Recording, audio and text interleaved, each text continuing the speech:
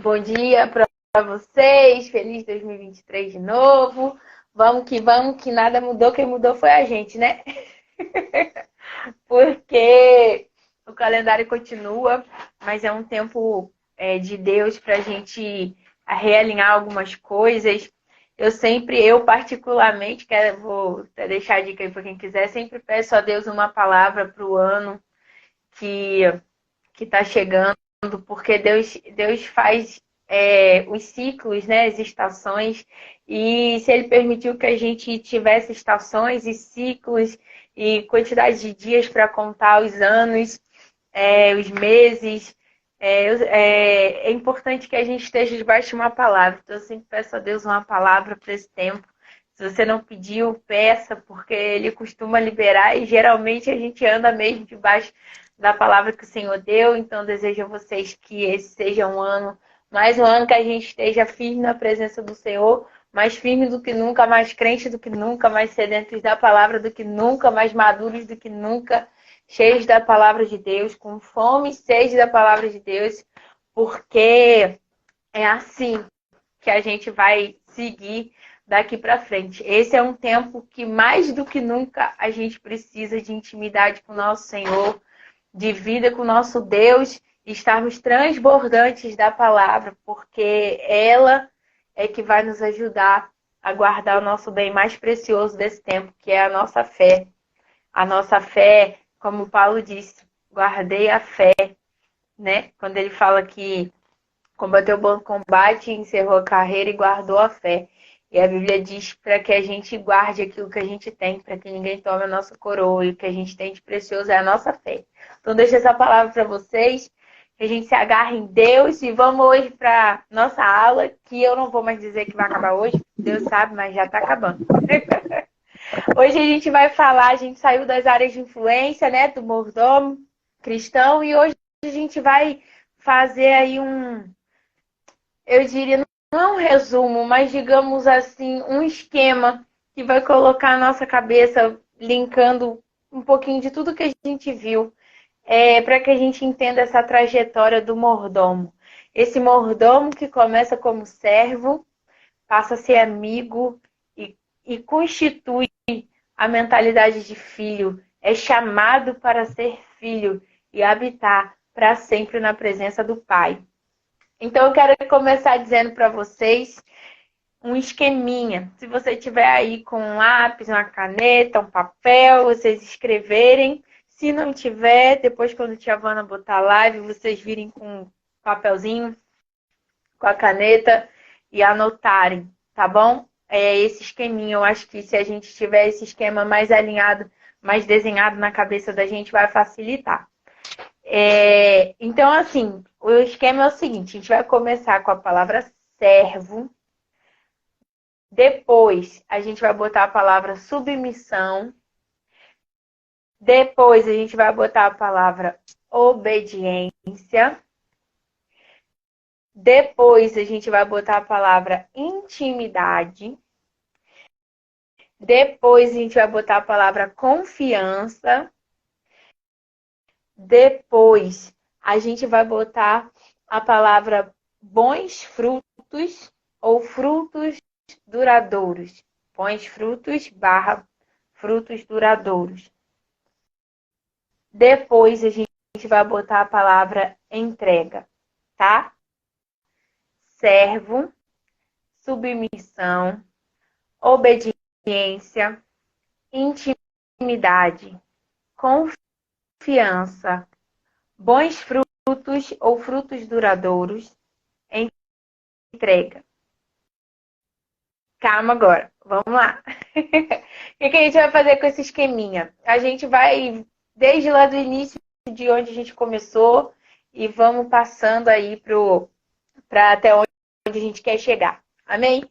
Lá, quando a gente começou a ver a parábola dos talentos, a gente começou a falar da diferença entre os servos. O servo que o Senhor disse que era bom e fiel, e o servo que ele disse que era negligente. Né? O servo que ele falou que era um servo mau, preguiçoso, um servo negligente. Em algumas versões até lento, um servo lento para fazer as coisas, para cumprir as ordens. E nessa parábola que a gente começou a falar sobre o servo, a gente falou da importância de a gente entender a submissão, a importância de servir a Deus baseado na submissão a Ele. Então a gente entendeu que a gente é servo, que a gente é chamado do Senhor como servo, que todos nós fomos comprados por Cristo para Deus como escravos do nosso Senhor. Esse Senhor nos fez livres, mas Ele espera que a gente decida por vontade própria sermos seus ministros, sermos os seus servos de livre e espontânea vontade. E aí a gente fica dentro dessas terras desse Senhor. E a gente aprendeu que dentro dessas terras a gente trabalha como servos através da submissão.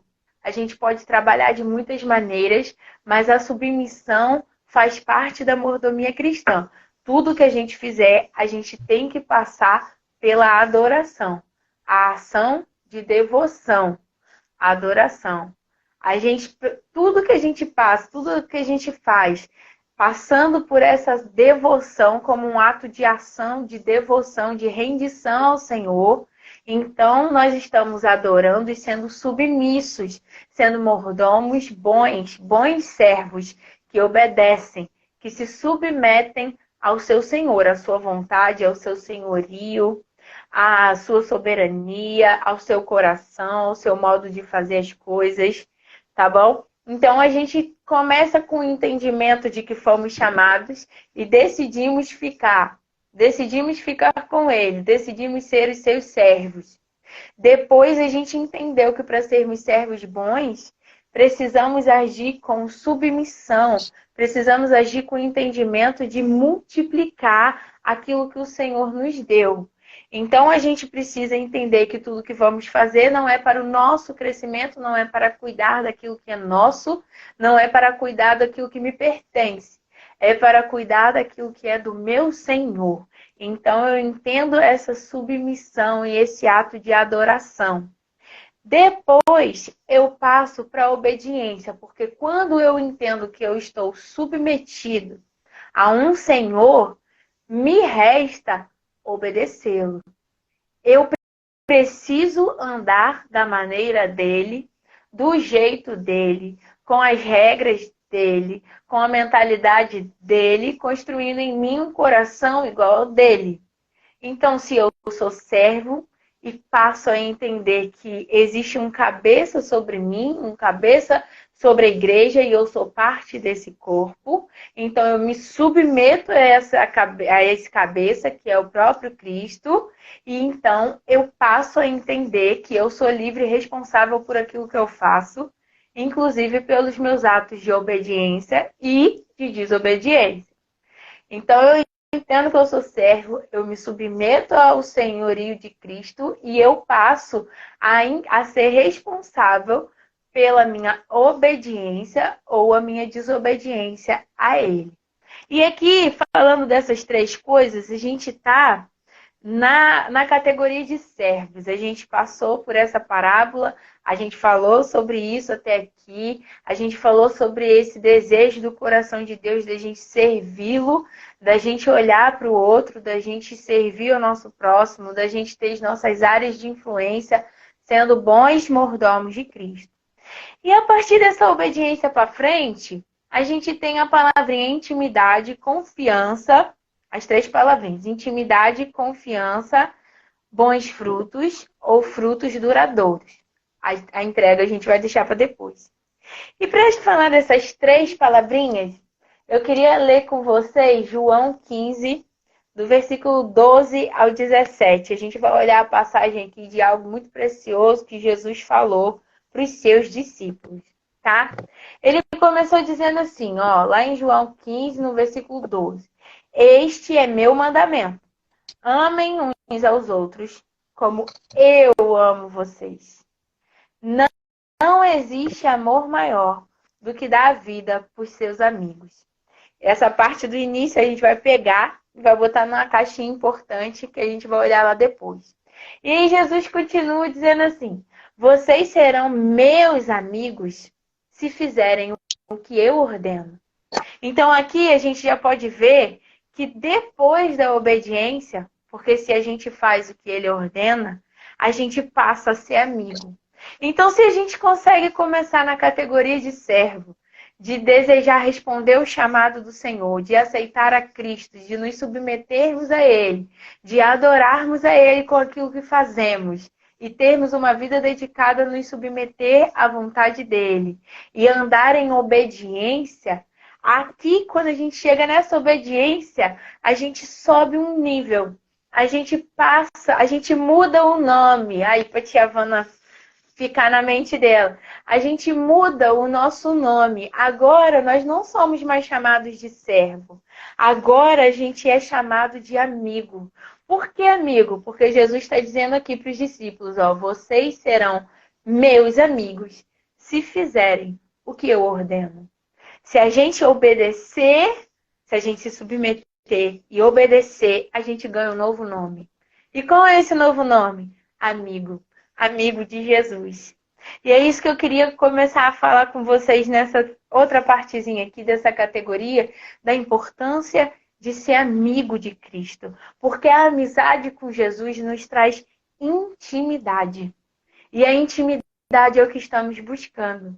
É aqui, depois que a gente passa dessa aceitação de Jesus como nosso Senhor, e nós falamos sobre isso, Senhor e não só Salvador, nós de fato inclinamos o nosso coração, eu estou repetindo propositalmente, para nos submetermos à mente dele e decidimos andar todos os dias constantemente numa vida de obediência a ele, então a gente alcança esse novo nível de amigo, esse novo nível que a gente chegou aqui, que é o nível da intimidade.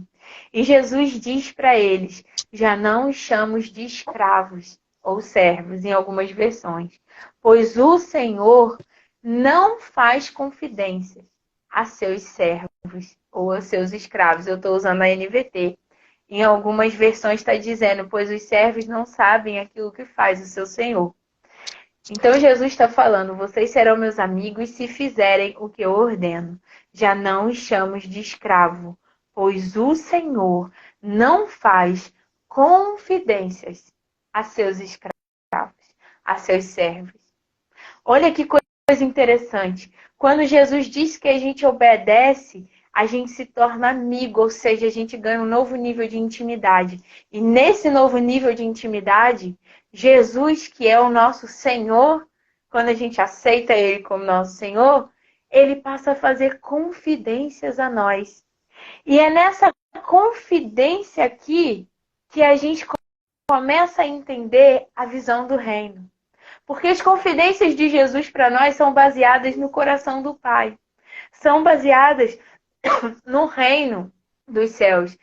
São baseadas naquilo que Ele conhece e a gente ainda não conheceu. São baseadas no Pai que Ele viu e a gente ainda não viu. São baseadas na natureza nova que Ele tem e Ele deu para a gente a partir do momento que a gente aceitou a Ele. São baseadas na mentalidade dEle, nessa nova visão, nessa nova mente, nessa mente renovada pela palavra. São baseadas no Espírito Santo e na verdade da palavra de Deus e na obra transformadora que o Espírito Santo faz na nossa vida. E é aqui que a gente começa a entender Jesus. É aqui que a gente começa a ter intimidade. A visão do reino, ela surge aqui, quando o Senhor diz, pois o Senhor não faz confidência a seus servos. Mas ele continua dizendo, agora vocês são meus amigos, pois eu lhes disse tudo o que o Pai me disse.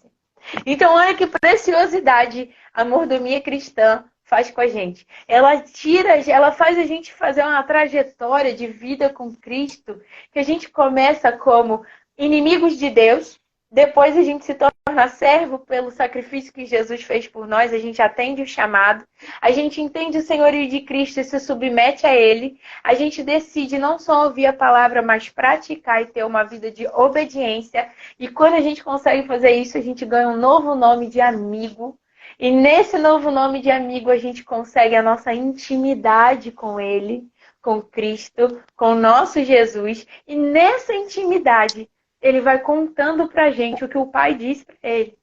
Ele vai fazendo confidências daquilo que era segredo dele e do Pai, ele vai contando para os seus amigos. A palavra de Deus diz que o Senhor não faz nada sem contar aos seus amigos. E a gente foi convidado, através dessa trajetória da mordomia cristã, a sermos amigos de Jesus.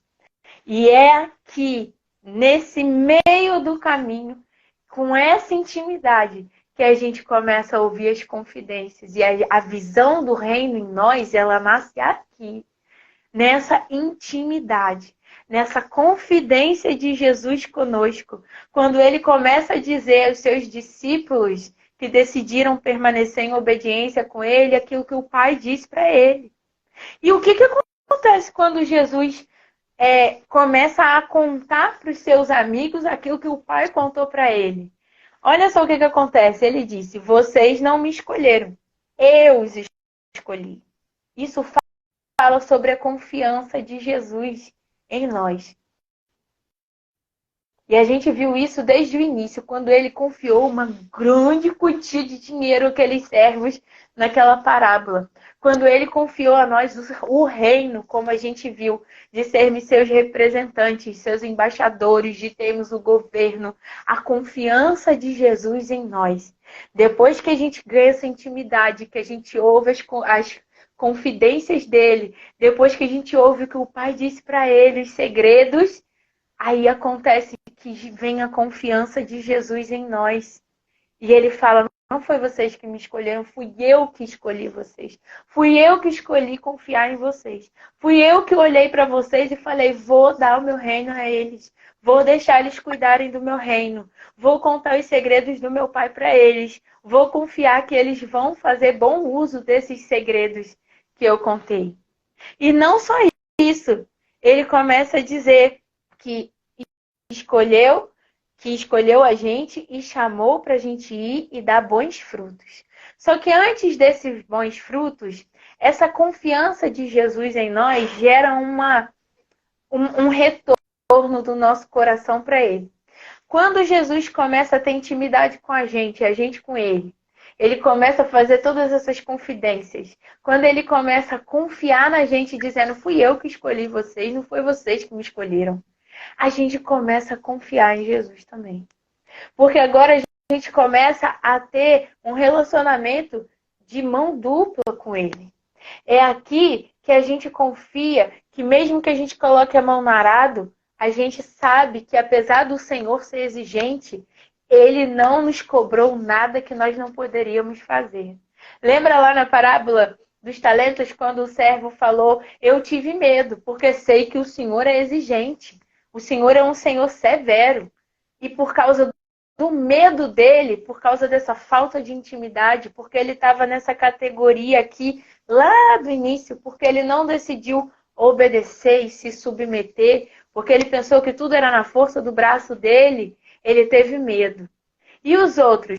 Os outros que não tiveram medo, que conheciam um pouco mais o seu Senhor, eles foram, e mesmo correndo o risco de errar, eles fizeram, semearam, multiplicaram e colheram, porque eles sabiam e confiavam no seu Senhor. Eles sabiam que o Senhor queria ver o trabalho, o cuidado, a dedicação deles com os recursos que o Senhor confiou. A gente falou tanto desses recursos aqui. Eles sabiam que o Senhor não ia exigir deles nada do que não tivesse dado antes. E que o Senhor estaria com eles todos os dias em tudo que eles fizessem. Então, é nessa confiança de Jesus com a gente que fala: eu dei o meu reino a vocês. Meu Pai me deu o reino dele e eu dei o reino a vocês. Confiei em vocês para quando eu voltar a gente ver o que vocês fizeram com esse reino. E aí vocês vão me entregar esse reino e eu vou entregar esse reino para meu Pai. Vocês são meus representantes, meus embaixadores aí na terra. E quando eu vier, eu vou prestar conta com vocês de como vocês me representaram. E depois, quando tudo estiver debaixo dos meus pés, eu vou entregar esse reino ao meu Pai.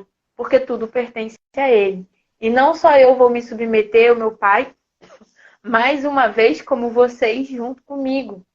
Parafraseando e resumindo bem a história verdadeira das coisas que Jesus falou que estão por vir, É isso. Então é nessa confiança, quando a gente entende que Jesus confiou a nós a esse ponto, confiou em nós dessa maneira, como a palavra que eu deixei para vocês na sexta-feira, lá em Isaías, que diz que o Senhor falou: eles são o meu povo, certamente eles não vão me trair.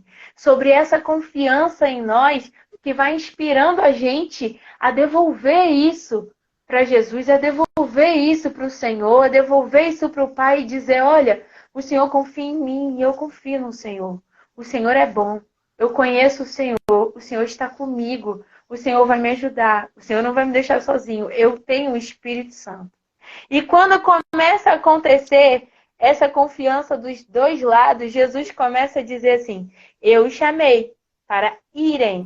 E a gente falou sobre isso, sobre ser no caminho, sobre a mordomia cristã ser um caminho, sobre a gente não esperar estar pronto para ir, mas para irem. Por quê? Porque a gente está baseado na confiança do nosso relacionamento com Ele, com o Senhor, e não na força do nosso braço. E quando a gente se baseia no nosso relacionamento com o Senhor e na confiança que temos nele, que Ele é por nós, Ele faz em nós, aí a gente vai. E é isso que Jesus está fazendo. Eu chamei vocês para irem. E para ir para fazer o quê? E produzirem frutos duradouros, para que o Pai lhes dê tudo o que pedirem em meu nome.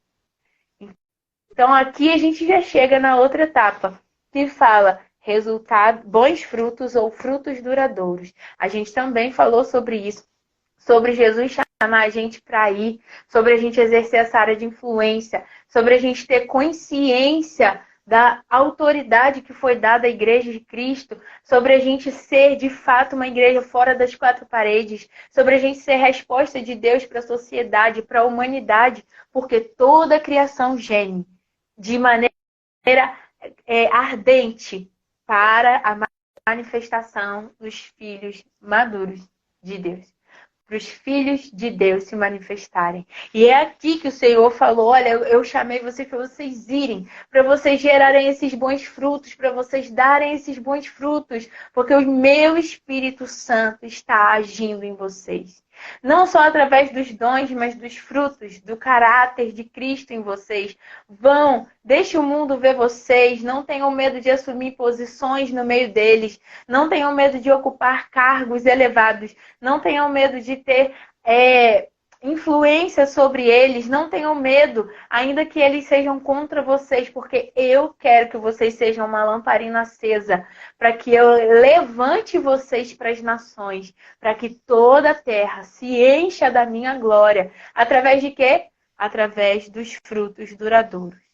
E aí foi o que a gente falou. Lembra que a gente leu numa passagem que estava dizendo que enquanto os discípulos pregavam a mensagem, o Senhor cooperava com eles, fazendo os sinais. E aqui a gente vê, que ele fala: vocês vão, aí vocês produzem frutos duradouros, ou eternos, ou bons frutos, frutos para a eternidade, obras que não falam de nós, mas falam do reino, para que o Pai lhe dê tudo que pedirem em meu nome. Então aqui a gente vê mais uma vez o Senhor cooperando com a gente quando a gente vai. Para quê? Para pregar o Evangelho, para expulsar os demônios, para curar os enfermos, para ressuscitar os mortos, para desfazer as obras do inimigo, para fazer obras maiores do que Jesus fez, para mostrar o caráter de Cristo ao mundo, sendo bons mordomos da palavra de Deus, bons mordomos, ministros do Espírito Santo, ministros do nosso Deus. E aí, o Pai lhe dê tudo que pedirem em meu nome. Mais uma vez, ele cooperando com a gente. E até aqui, a gente vê o amigo. Até aqui, a gente vê as 3 palavrinhas que o amigo ganha. Só que quando a gente chega nessa coragem de ir, de revelar o caráter de Cristo, de fazer a palavra acontecer, porque a Bíblia diz que o Evangelho é poder e não só palavra. Quando a gente deixa o Espírito Santo usar a gente como um instrumento limpo para a obra de Deus, santificado, consagrado. Quando a gente entende toda essa visão, quando a gente quer corresponder à confiança de Jesus, quando a gente guarda as confidências dele, quando a gente se submete, quando a gente adora, a gente recebe um novo nome.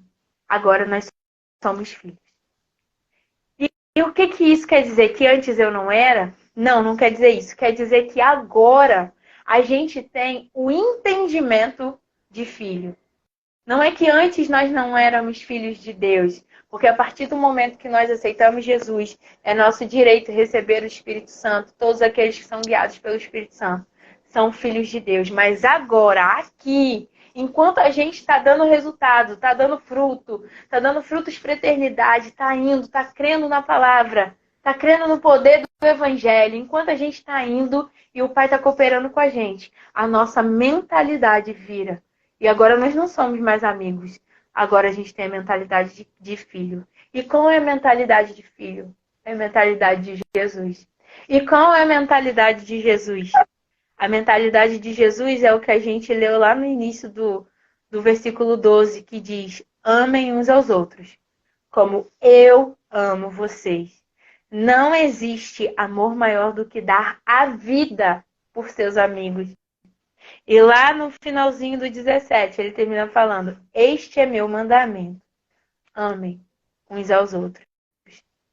O coração de Jesus, como a gente falou, é o coração que ama pessoas.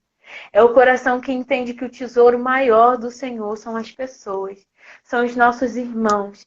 É servir ao outro a ponto de não só fazer pelo outro, mas a ponto de entregar sua vida para Deus em prol de alguém, em prol do seu irmão, em prol até das pessoas que nem são seus amigos. Por quê? Porque você agora tem a mentalidade que você perdeu a sua vida por amor de Deus, por amor a Jesus. E agora você achou a sua vida. Porque agora você não vive mais para você mesmo, agora é Cristo que vive em você. E aí você não mais age só como servo, nem como amigo, mas a mentalidade de Cristo entra em você e você entende que tudo que o filho sabe fazer é se entregar. Ele se entrega pelas pessoas, ele se entrega pelo reino, ele se entrega pelo Pai, ele se entrega pelos amigos, ele se entrega pelos inimigos, ele se entrega pela humanidade, ele se entrega por toda a terra, porque tudo que o filho faz é se entregar. Ninguém tira a minha vida de mim, ele disse, eu mesma dou. E é essa mentalidade de mordomia que o Senhor quer fazer a gente chegar. Lógico que a gente não vai chegar nessa mentalidade da noite para o dia. Existe uma estrada para percorrer. Existe o entendimento do servo que acabou de chegar, o entendimento desse senhorio de Cristo, o entendimento dessa vida dedicada à prática da palavra em obediência a Deus, conhecer e praticar a palavra. Existe essa intimidade com Deus que traz essa confiança. E aí a gente vai produzindo os frutos. E aí a gente chega nessa mentalidade de entrega. E é aqui que a mordomia cristã leva a gente. Quando a gente persiste no caminho, a mordomia cristã leva a gente para a entrega. E aí não é mais o que você faz, mas é quem você se tornou. Por causa do penoso trabalho que Cristo fez por você, por mim e em nós. Lá em Isaías 53, versículo 11, eu gosto muito desse versículo, diz assim: e ele verá, ele quem? Jesus. O fruto do penoso trabalho de sua alma e ficará satisfeito. Eu vou ler só esse comecinho. Ele verá o fruto do penoso trabalho de sua alma e ficará satisfeito. É eu e você com essa mentalidade de entrega, mostrando ao mundo que o amor de Jesus fez em nós, é que dá a Jesus a alegria que lhe foi proposta. A alegria que foi proposta a Jesus foi você e eu, com a mentalidade que ele tem, com a entrega que ele tem. Por isso, quem quiser vir após mim, negue-se a si mesmo, toma a sua cruz e se entrega. E me segue. Porque eu estou propondo a vocês um caminho, uma via, onde você vai ter que andar a ponto de se entregar. E termina em morte, Nath? Não quero, não. Não, termina em ressurreição. Termina em vida, termina em testemunho, termina em glória, termina em nós sermos testemunhas dele até os confins da terra. Por quê? Porque eu e você decidimos ser mordomos de Cristo. Para finalizar, eu queria deixar para vocês em Filipenses 2, do 3 ao 11, a mentalidade e o coração do filho, que tem que estar entranhado em nós. Não sejam egoístas, nem tentem impressionar ninguém. Sejam humildes e considerem os outros mais importantes que vocês. Não procurem apenas os próprios interesses, mas preocupem-se também com os interesses alheios. Eu estou sentindo a presença de Deus palpável aqui onde eu estou. Tenham a mesma atitude demonstrada por Cristo Jesus. Qual foi a atitude demonstrada pelo nosso Jesus? Embora sendo Deus, não considerou que ser igual a Deus fosse algo a que devesse se apegar. Em vez disso, esvaziou a si mesmo, assumiu a posição de escravo ou de servo e nasceu como ser humano. Quando veio em forma humana, humilhou-se e foi obediente até a morte, e morte de cruz. Por isso, Deus, olha a ressurreição aqui, Deus o elevou ao lugar de mais alta honra e lhe deu o nome que está acima de todos os nomes, para que ao nome de Jesus todo joelho se dobre nos céus, na terra e debaixo da terra, e toda língua declare que Jesus Cristo é Senhor, para a glória de Deus, o Pai. A mentalidade de Jesus é não ser egoísta, é não querer impressionar as pessoas, é ser humilde, é considerar os outros mais importantes, é não procurar apenas os próprios interesses. Percebe que ele não manda não procurar os interesses da gente. Ele fala, não procurem apenas os próprios interesses. Preocupem-se com os interesses alheios. E assim a gente vai ter a mesma atitude de se esvaziar, de se humilhar, em prol de se entregar para fazer a vontade de Deus acontecer na terra até que o reino venha e Jesus governe soberano sobre todas as coisas. É interessante que aqui fala que Jesus recebeu o nome que está acima de todo nome. E lá, quando a gente vai ler Apocalipse 3, quando Jesus está falando à igreja da Filadélfia, ele diz que conhece as obras dela, que ela tem pouca força, mas não negou a palavra de Deus, não negou o nome de Jesus. E aí, sabe uma das recompensas dela?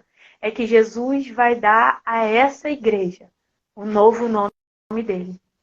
Porque ele também receberá um novo nome. E ele colocará esse novo nome a quem todo joelho se dobrará no céu, na terra e debaixo da terra.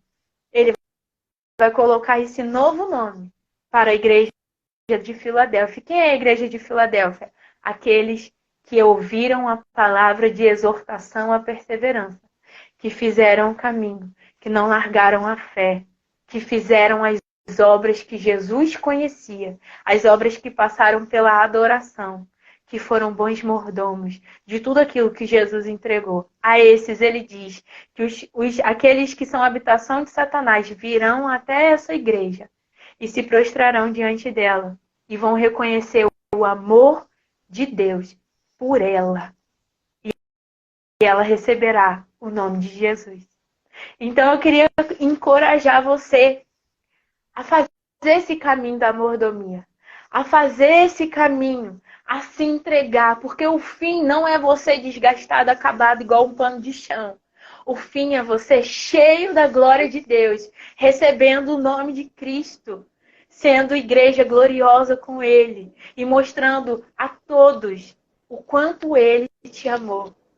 Porque você decidiu perseverar e ser um bom mordomo do nosso Jesus. Que eu e você podemos ter a mentalidade de servir como filhos. Que a gente saia desse patamar de servo. Que queira ser amigo, mas também se contente com essa mentalidade só do amigo. que a gente entenda que nós fomos feitos filhos de Deus. E Jesus é o primogênito de muitos irmãos. Você